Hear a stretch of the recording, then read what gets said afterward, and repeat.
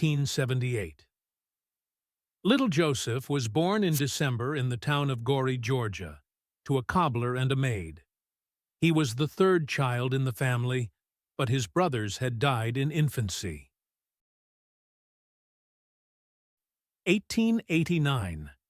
He was admitted to a seminary school in Tbilisi, Georgia, where he demonstrated extraordinary talent, writing poetry and receiving high marks in theology, mathematics, Russian, and Greek. In 1890, his father died from a knife wound in a drunken brawl.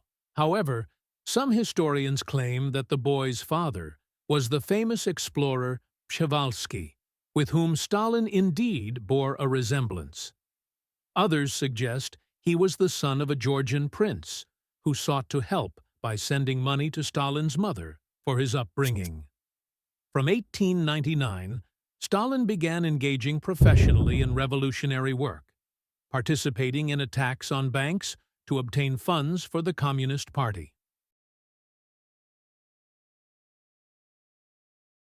Between 1902 and 1913, he was arrested 8 times and sent into exile in Siberia 7 times as criminal punishment.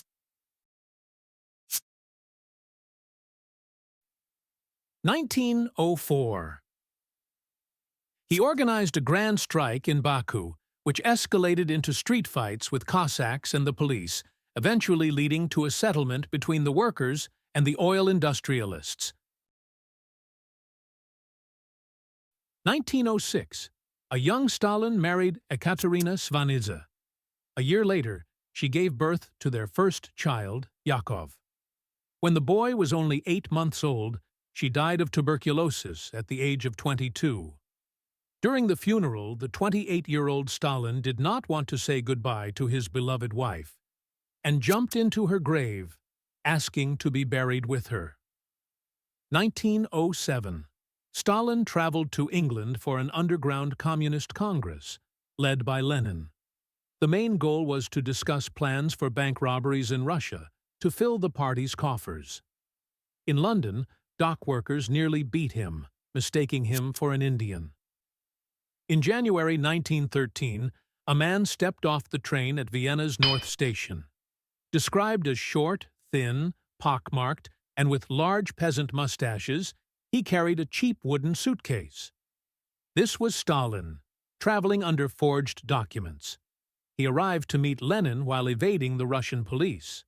Notably, during these days, he could have accidentally crossed paths with Tito, the future ruler of Yugoslavia, Freud, and Hitler, who also lived in Vienna then. St. Petersburg, 1917. Stalin could have been drafted into the warring Russian Imperial Army, but a medical officer declared him unfit due to physical deficiencies. 1918. In St. Petersburg, then called Petrograd, Stalin became the General Secretary of the Communist Party and began his rise to power, committing numerous atrocities but, to be fair, also making many wise decisions.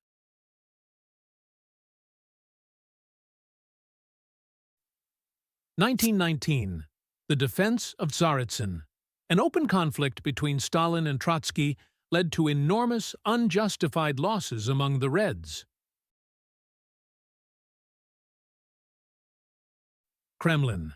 Forced collectivization, the concept of which was adopted in November 1929, destroyed traditional agriculture and led to horrific consequences. In 1932, mass famine struck Ukraine, Belarus, Kuban, the Volga region, the southern Urals, Kazakhstan, and western Siberia. The death of Stalin's second wife, Nadezhda Alliluyeva. In 1932, the father of the nations was widowed again. After another quarrel, she committed suicide, leaving him, according to their daughter, a horrible letter full of accusations. He was shocked and enraged by her act and did not attend her funeral. 1936. Dacha. in the village of Kuntsevo. Stalin informs his terrified associates at a dawn-time dinner about his decision to begin the Great Terror, which claimed at least 8 million lives. Kremlin, 1939. At a meeting with Joachim Ribbentrop, the Nazi Germany foreign minister, Stalin raises a toast to the health of the leader of the German people, Chancellor of Germany, Adolf Hitler.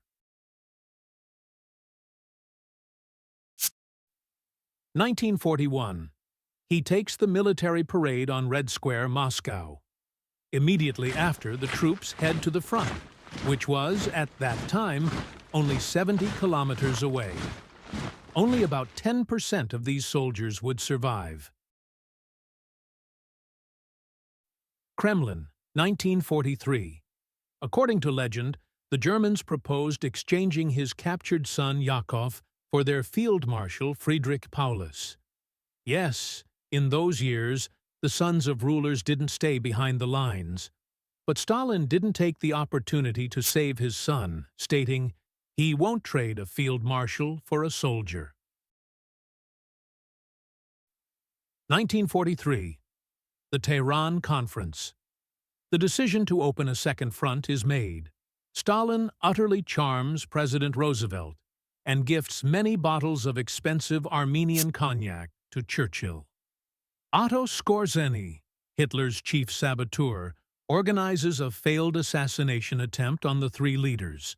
1945. The Yalta Conference. The post-war arrangement of Germany and the division of spheres of influence in the world are discussed. Stalin hosts the delegations in royal style. 1949. Georgia, New Matsesta, the Green Dhaka. Here, Stalin decides to assist Kim Il-sung with his planned attack on South Korea. Stalin spent the night of February 28 to March 1, 1953, at his dacha in Kuntsevo with his cronies, who left early in the morning.